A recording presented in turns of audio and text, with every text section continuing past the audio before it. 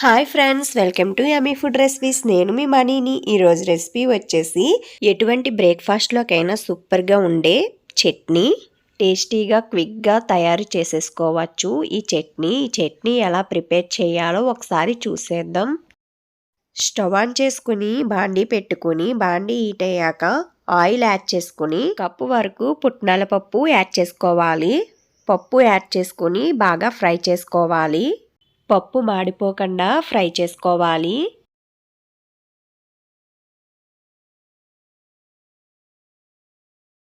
ఇలా బాగా golden brown colour వచ్చేదాకా ఫ్రై చేయాలి.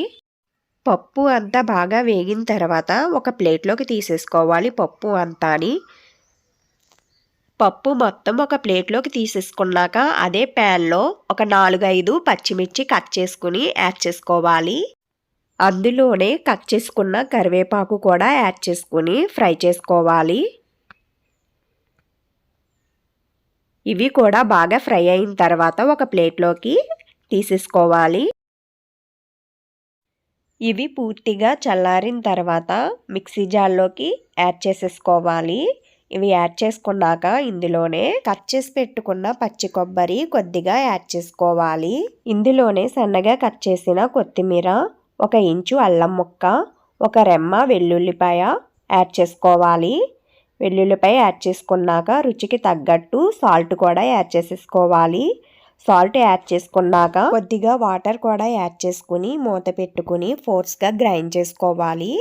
ఇలా గ్రైండ్ చేసుకున్నాక ఇందులోనే కొద్దిగా చింతపండు కూడా యాడ్ చేసుకోవాలి. చింతపండు యాడ్ చేయడం వల్ల చట్నీ మరింత టేస్టీగా ఉంటుంది. వాటర్ యాడ్ చేసుకుని మూత పెట్టుకుని సాఫ్ట్గా గ్రైండ్ చేసుకోవాలి. ఇలా సాఫ్ట్గా గ్రైండ్ చేసుకున్నాక చూడండి చట్నీ ఎంత సాఫ్ట్గా గ్రైండ్ అయిందో. ఇలా గ్రైండ్ చేసుకుంటే తినేటప్పుడు చాలా టేస్టీగా ఉంటుంది. ఇప్పుడు ఈ చట్నీని ఒక సర్వింగ్ బౌల్లోకి సర్వ్ చేసేసుకుని దీనికి తాలింపు యాడ్ చేసేసుకోవాలి. తాలింపు ఎండుమిర్చి, ఆవాలు, కొద్దిగా కరివేపాకు వేసుకుని వేయించుకుని ఇలా పోపు వేసేసుకోవాలి. ఇలా తాలింపు అంతా యాడ్ చేసేసుకుని ఒకసారి అంతా మిక్స్ చేసేసుకోవాలి. ఈ చట్నీకి కొద్దిగా ఆయిల్ ఎక్కువగానే యాడ్ చేసుకుంటేనే చట్నీ టేస్టీగా ఉంటుంది. ఈ చట్నీతో బ్రేక్ఫాస్ట్ తింటే ప్లేట్ మొత్తం ఖాళీ చేసే అంత టేస్టీగా ఉంటుంది.